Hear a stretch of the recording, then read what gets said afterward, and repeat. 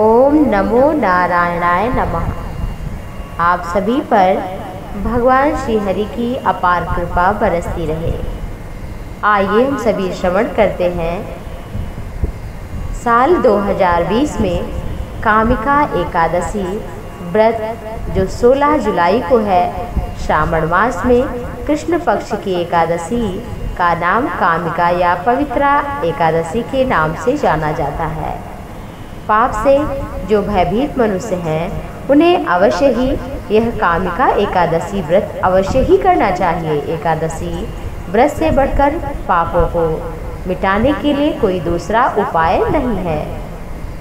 श्रावण मास के कृष्ण पक्ष की एकादशी को कामिका या पवित्रता एकादशी के नाम से जाना जाता है। एकादशी व्रत से बढ़कर पापों का नाश करने का कोई दूसरा उपाय नहीं है।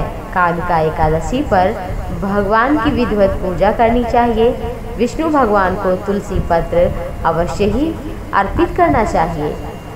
तुलसी के दर्शन मात्र से भी समस्त पाप नष्ट हो जाते हैं। और जो कामिका एकादशी का व्रत करता है वो कभी पशु पक्षी इत्यादि योनि में नहीं जाता। तो हम सभी श्रवण करें। जो श्रवण करने मात्र से 1000 गोदान फल प्रदान करता है। तो ये परम पावनी कथा इस प्रकार है।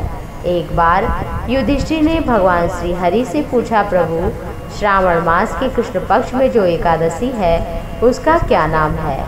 भगवान श्री हरि ने कहा कृष्ण ने कि हे युधिष्ठिर, कामिका एकादशी या उसे पवित्रता एकादशी के नाम से जाना जाता है। भगवान विष्णु की पूजा की जाती है और एकादशी का व्रत करने से, कथा सुनने से 1000 गोदान के समान पुण्य फल प्राप्त हो जाता है। जीवन में सुख समृद्धि आती है।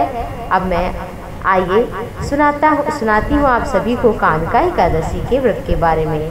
एक गांव था, उसमें बहुत सारे ब्राह्मण ठाकुर थे, लेकिन एक ब्राह्मण ठाकुर ऐसे थे जिनमें हमेशा लड़ाई होती रहती थी, कभी बनती नहीं थी। क्रोध में आकर ठाकुर ने ब्राह्मण की हत्या कर दी किसी कारण से। अन्य ब्राह्मणों ने उसके घर का भोजन तक नहीं ग्रहण किया। देखते देखते सारे लोगों ने ऐसा कर दिया। वो अकेला पड़ गया। सोचने लगा, मैं अपने पाप को कैसे मिटाऊं, कहाँ जाऊं। उसने घर द्वार त्याग कर एक मुनि की शरण ग्रहण की।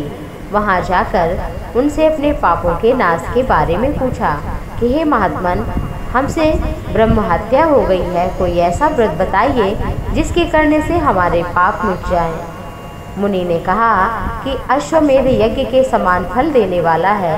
कामिका एकादशी का फल सभी पापों को मिटाने वाला है। इसके करने से दिव्य चेतना आती है। तो उसने 3 दिन व्रत वाली जो एकादशी होती है, ये 3 दिन की कही जाती है। 10वीं एकादशी, द्वादशी, 10वीं को केवल प्रातः काल का भोजन करना चाहिए, शाम को फल खाना चाहिए।